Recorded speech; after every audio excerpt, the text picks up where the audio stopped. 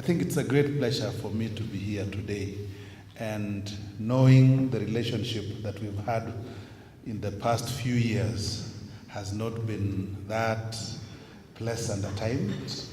And when we are here today talking on an issue that affects us, I think no one would have imagined that a PS for Health would come and officiate in a function by the union.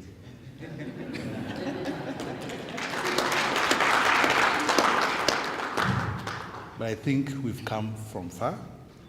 We've had our time, we've had our issues, and all that when ends well is good for Kenya.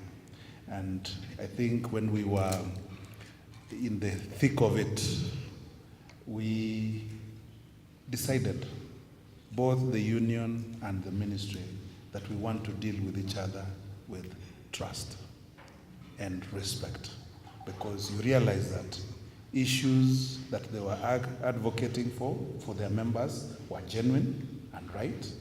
It's only that maybe the manner in which it was done, but it was right. And so I'm very grateful at this time when I'm here to stand and now start the implementation of what we discussed. I remember this was one of the issues that was in our negotiation, and at that time I was like, I thought it was common sense, but now I realize it's not as common as I thought. So it gives me a great pleasure to join you at this important forum to discuss issues relating to occupational safety and health for doctors. This meeting comes on the heels of the fruitful negotiations that culminated in the signing and registration of Doctors' Collective Bargaining Agreement. An important element of the CBA was the occupational safety and health for doctors. So we recognize this need and we decided to document it so that it is not left to chance or at the whims or when we remember. So it is something that we have committed to, and even within the CBA, we also agreed that we are going to have an implementation committee, joint implementation committee, where the union and the ministry and the relevant stakeholders would be incorporated so that we can now draw a roadmap on how the CBA would be implemented to the letter. So the workplace should be a safe environment where employees can perform their tasks without the fear of injury or death. Therefore, developing and implementing continuous monitoring workplace safety and health programs establishes employee welfare and wellness in an organization. A healthy workforce in return yields motivated, committed, and productive work teams. And for us as a ministry, we're saying a motivated and engaged workforce is paramount as the ministry continues to strive to fulfill its constitutional mandate of guaranteeing access to quality health care to all Kenyans. This therefore calls for a business as usual approach in the manner in which we handle staff issues, particularly those related to occupational safety, work environment. And so we as a ministry have decided to take that business unusual approach in the way we handle these issues. Safety at work is one of the key pillars for a motivated and fully engaged workforce. The Ministry of Health endeavors to provide a healthy work environment and support programs that enhances safety and health of our staff. Some of these programs include periodic vaccinations, HIV and AIDS control unit, where we've put in place within the ministry so as to be able to provide that service to our employees. We have an in-house staff clinic and fire emergency drills, just to mention a few that we occasionally run so that we bring our staff to attention in terms of responding to such emergencies.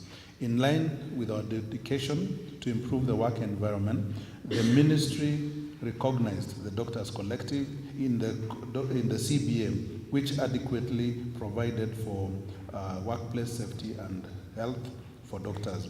I wish to highlight that employees on their individual capacity also have a role in occupational safety and health. Employees can promote health and safety through ensuring personal safety and health and that of others who may be affected by their actions or omissions at the workplace. Wearing or using protective equipment or gear or clothing provided by the employer for the purpose of preventing risks to their safety and health. Complying with the safety and health procedures, requirements, and instructions given by a person having authority over them for their own or any other person's safety. And informing the immediate supervisor any situation that they may have reason to believe would prevent a hazard and which they cannot correct individually, and they need interventions from higher levels. Reporting to their supervisors any accident or injury that arises in the course or in connection with his or her work. Observation of occupational safety and health requirement is instrumental in decreasing job accidents, injuries, medical illness, and even death. Ladies and gentlemen, as a ministry responsible for the providing leadership in the delivery of health interventions in the country, our desire is to reach a state where all citizens do not encounter barriers to accessing health care, such as distance, cost, and absence of qualified personnel. Towards this end, we are committed to applying the latest human resource management principles, where we are terming to achieve what is termed as fully engaged workforce. To achieve a fully engaged workforce, we commit as a ministry to do the following, in addition to ensuring a safe work environment. One is to involve our officers in all aspects of designing modalities of implementation of our mandate. We will encourage all of you to give suggestions and also question how we do certain things.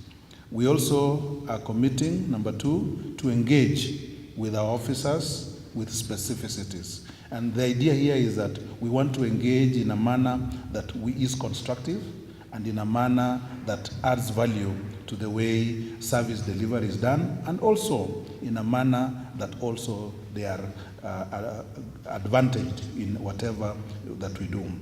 3, we also want to cultivate an environment of mutual respect and trust, so that when we engage, we deal with each other, we're dealing with colleagues, with people, and also with decorum that is required. And number 4, we want to avail equal opportunity for development and staff exposure to best practices.